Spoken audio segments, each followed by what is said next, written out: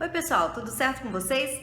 Essa semana eu resolvi voltar a falar de um assunto que voltou à tona essa semana aí por conta de uma reportagem do Fantástico, que é a pensão de alimentos. Na verdade, no vídeo anterior eu falei sobre como é que funciona a questão da estipulação do valor de pensão de alimentos. Hoje eu vou falar da execução, porque vem algumas medidas aí diferentes, começam a valer a partir de hoje, dia 18 de março.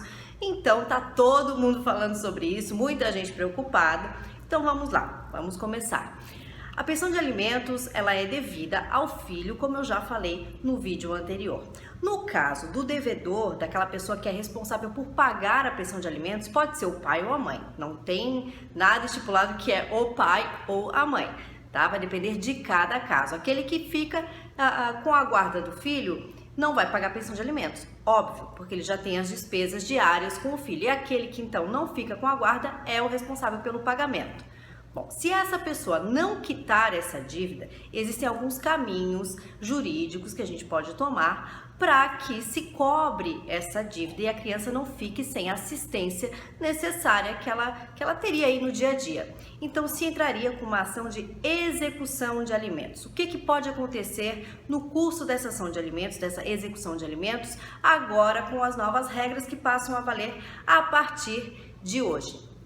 No caso, o devedor, se ele deve mais de um mês, 2, 3, a pessoa ingressa com a ação de execução de alimentos para cobrar essa dívida em juízo. O que o juiz pode determinar a partir de agora?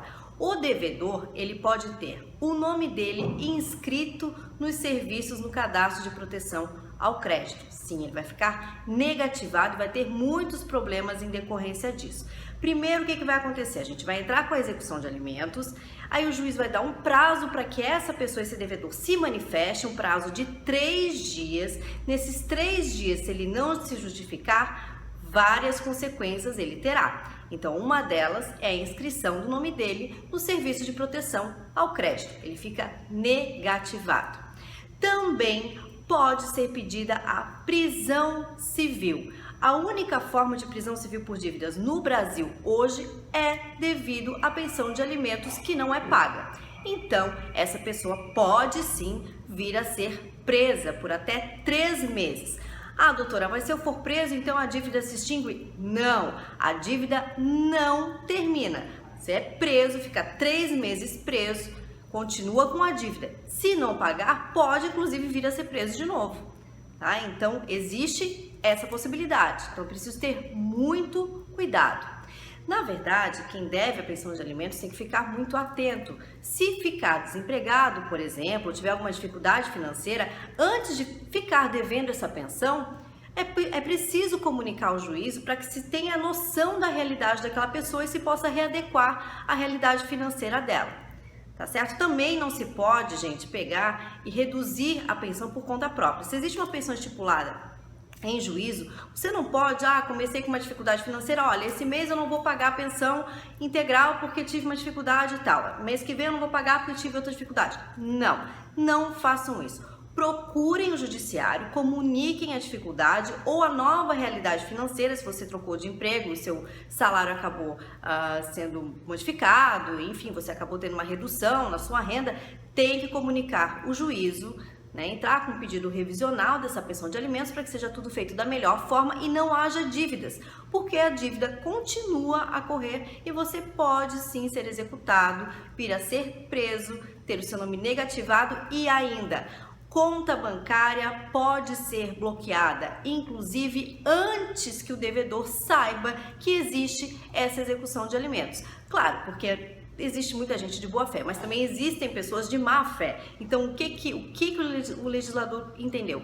Que no caso, se ele ficar sabendo antes que existe essa dívida, que a conta dele vai ser bloqueada, ele pode até o banco sacar o dinheiro e acaba com esse crédito, com essa garantia do pagamento da pensão que é devida aos filhos, tá certo? E outra coisa também, a partir de agora, antigamente, né, antes dessas novas regras, poderia ser comprometido até 30% do valor do salário do devedor. Agora não, esse percentual aumentou para até 50%.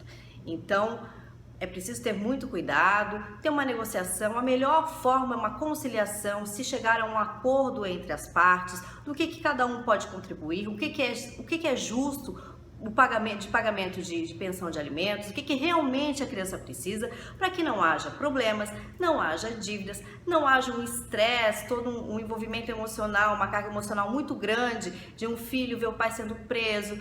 Isso tudo envolve muito a questão emocional da criança. Então é muito importante que os pais pensem nesse momento nos filhos, não deixar de pagar a pensão de alimentos, né? E chegar a um acordo com relação a isso, para que não haja um estresse maior, principalmente para as crianças, e não se precise chegar a medidas tão extremas como a prisão, por exemplo, a prisão civil do pai ou da mãe, ou ainda a inscrição no serviço de proteção ao crédito e o bloqueio de conta bancária.